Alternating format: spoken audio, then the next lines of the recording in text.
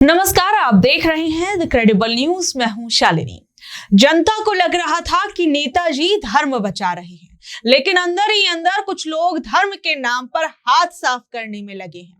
अभी अयोध्या के राम मंदिर वाले चंदे का शोर थमा भी नहीं था कि अब भगवान श्री कृष्ण की नगरी मथुरा से दान की बहुत बड़ी चोरी की खबर सामने आ रही है। मतलब इधर जनता अपनी गाढ़ी कमाई भगवान के चरणों में चढ़ा रही है और उधर कुछ घटिया लोग उस पर कुंडली मारकर बैठे हैं। सबसे पहले बात करते हैं उस नए मामले की जिसने सबको हैरान कर दिया। श्री कृष्ण जन्मभूमि आंदोलन के एक बड़े नेता पंडित दिनेश फलाहारी ने एक बहुत बड़ा आरोप लगाया है। उनका आरोप है कि जब कई सालों के बाद मथुरा मंदिर का तोशखाना यानी वो सरकारी खजाना खोला गया जहां भगवान का सारा कीमती सामान ताले में बंद रहता था, तो वहां का नजारा देखकर सबके होश उड़ गए। जो संदूक राजा महाराजाओं और देश विदेश के भक्तों के दिए हीरे जवाहरात और सोने के गहने से भरे होने चाहिए थे, वो पूरी तरीके से खाली पड़े थे। सोने और कीमती गहनों के डिब्बे खाली पड़े थे।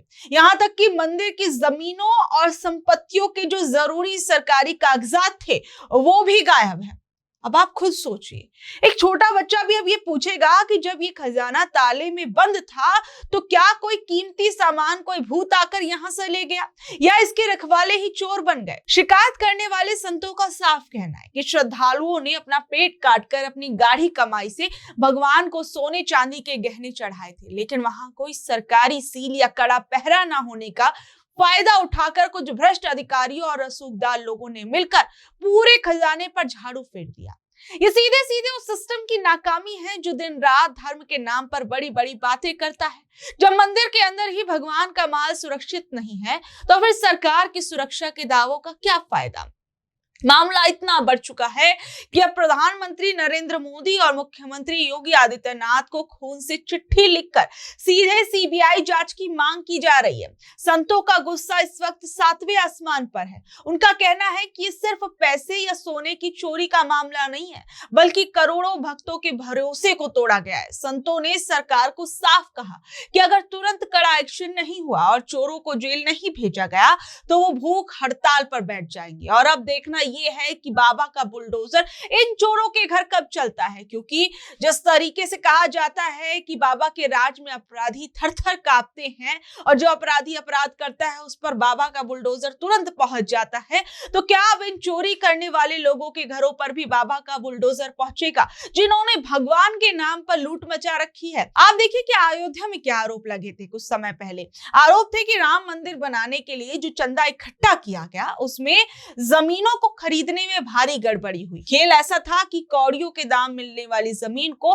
कुछ ही मिनटों में करोड़ों रुपए के ऊंचे दामों पर राम मंदिर ट्रस्ट को बेच दिया गया। कुछ लोगों ने बीच में भारी मुनाफा कमाया और चंदे के पैसों का गलत इस्तेमाल हुआ।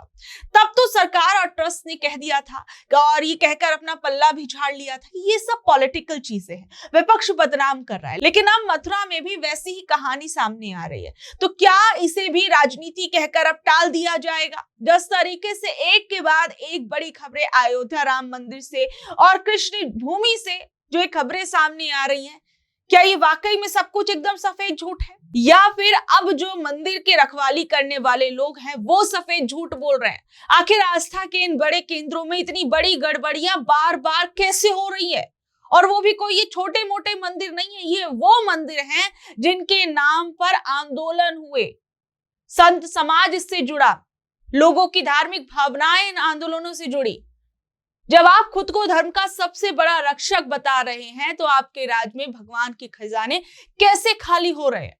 अयोध्या के बाद अब मथुरा में संतों को खून से चिट्ठी क्यों लिखनी पड़ रही है। मंदिर की देखरेख में इतनी लापरवाही क्यों हो रही है कि कोई भी आता है और पूरा खजाना जो है वो साफ कर देता है।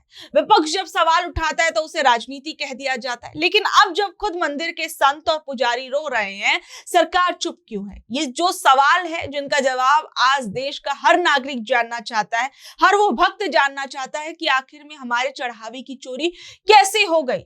जो भक्त अपनी जेब से एक एक रुपया निकालकर मंदिर के दान पात्र में डालते हैं वो श्रद्धा के साथ डालते हैं, भगवान के नाम पर डालते हैं, चोरियों के लिए नहीं डालते हैं।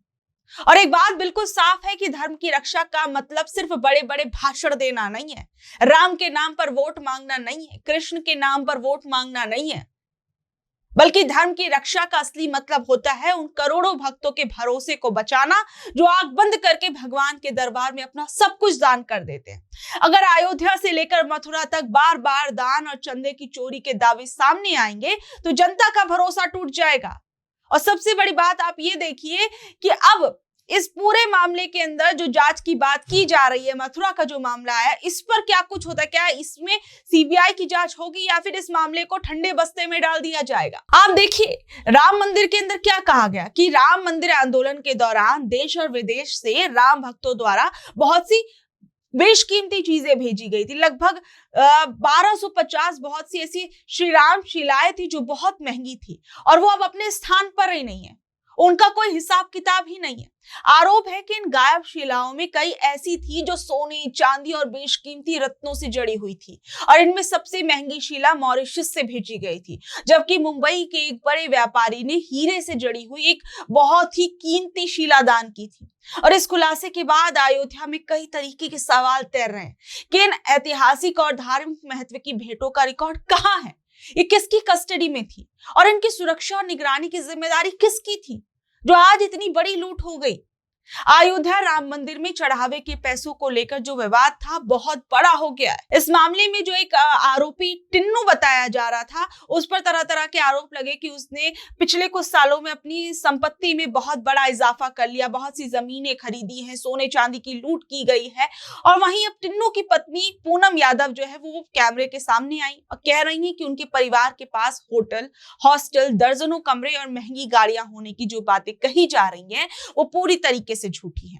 उनकी पत्नी क्या कुछ कह रही है, जरा सुनिए। मेरा आधार है एक फंसाने की साजिश, ऐसा कुछ भी नहीं है। कोई ठोस सबूत है किसी के पास? खाली बदनाम करना जा रहा है और ऐसा कुछ भी नहीं है। बताया जा रहा 50 कमरा है, हॉस्टल है, होटल है, लग्जरी गाड़ी है, ऐसा कुछ भी नहीं है जी। तो ये इस तरीके से बयान लोग कर रहे हैं, यहाँ पर ये सम्मान हुआ, ये बरामद हुआ, लोग यहाँ तक के कह रहे हैं घर से सोना लेके निकले। जी ऐसा कुछ भी नहीं। गया होता तो मैं तो चिल्लाती रोती ना कि मेरा चला गया, ले गए। ऐसा कुछ नहीं, कोई भी नहीं आया है जी। क्या मानती हैं इस तरीके से जो ये इनको बदनाम करने की साजिश है, इनको फंसाया जा रहा है, इनकी छवि को गंदा किया जा रहा है। 15 दिन से हम लोग कितने तनाव में हैं, मानसिक तनाव दिया जा रहा है, यही सारी चीज़ें हैं। जो मकान पे बताया जा रहा है कि मकान मेरा 2008 का वो खरीदा है, राम मंदिर फैसला आने के पहले 2015 में बन गया है वो जी। और जो मेरे पास है वो सब पारदर्शी है, कोई घोटाला कोई कुछ मैंने नहीं किया है जी। जो टीमें आई है गठित हुई है, सरकार ने, उत्तर प्रदेश सरकार, मुख्यमंत्री जी SIT का भी गठन कर दिया जी। क्या उम्मीद रखती हैं? उम्मीद ये रखते हैं जो सच्चाई है, जो इनकी 32 साल की सेवा, बदनामी का दाग लगा है, इसको पाक साफ किया जाए। जैसे गंदी खबरें फैलाया गया है वैसे अच्छी खबरें डाली जाए कि ये सारी चीज़ें गलत है। किसी के दबाव में आके, किसी के कहने में आके ऐसा नहीं करना चाहिए। पहले हमें सच्चाई जांच करना चाहिए, व्यक्ति की क्या है क्या नहीं है।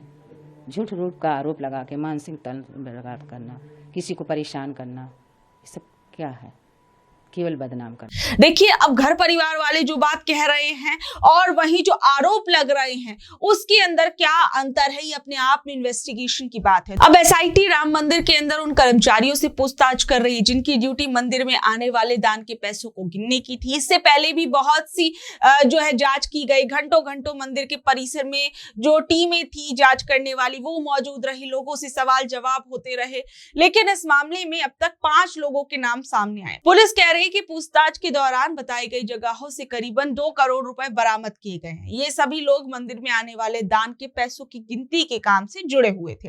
वहीं आप देखिए कि पहले तो इस मामले को कहा गया कि ये सब झूठ है, विपक्ष जो है वो झूठ फैला रहा है, ये है वो है, तमाम तरह की बातें हुई। लेकिन अब आप खुद सोचिए, इन्वेस्टिगेशन टीम्स जो है वो 2-2 करोड़ रुपए उन्होंने निकाले हैं और न जाने अभी कितनी ऐसी चीजें हैं जो चोरी की गई हैं। अभी क्या कुछ इसके अंदर सामने आएगा।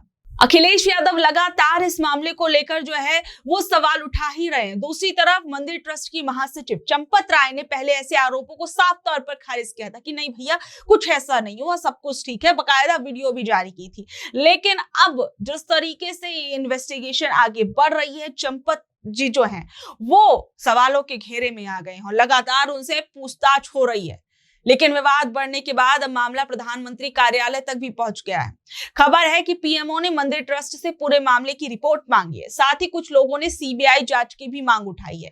इसी बीच राम जन्मभूमि तीर्थ ट्रस्ट के प्रमुख पदाधिकारियों को एक कानूनी नोटिस भेज दिया गया है। नोटिस में कहा गया है कि ट्रस्ट पिछले कुछ सालों में मिले दान और जो भी खर्चा हुआ है और खरीदी गई जमीन है राम मंदिर के नाम पर और जो भी बैंक अकाउंट डिटेल्स है उसका पूरा जो ब्यौरा है उसको पब्लिक किया जाए। नोटिस भेजने वाले कह रहे हैं कि जब करोड़ों लोगों का दान और आस्था जुड़ी हो तब हिसाब किताब पूरी तरीके से साफ होना चाहिए। अब देखिए कि किसी की पर्सनल प्रॉपर्टी नहीं है, यहाँ पर जो मंदिर चलता है वो भक्तों के दान चढ़ावे इन तमाम चीजों से चलता है। तो ऐसे में हर भक्त को ये जानने का अधिकार है कि आखिर में राम मंदिर के अंदर आया हुआ पैसा कैसे गायब हो गया। बहरहाल आप लोग इस मामले पर क्या कुछ कहेंगे, नीचे दे कमेंट बॉक्स में अपनी राय जरूर बताइएगा और ऐसी अपडेट से जुड़े रहने के लिए देखते रहिए द क्रेडिबल न्यूज। मैं हूं शालिनी, धन्यवाद।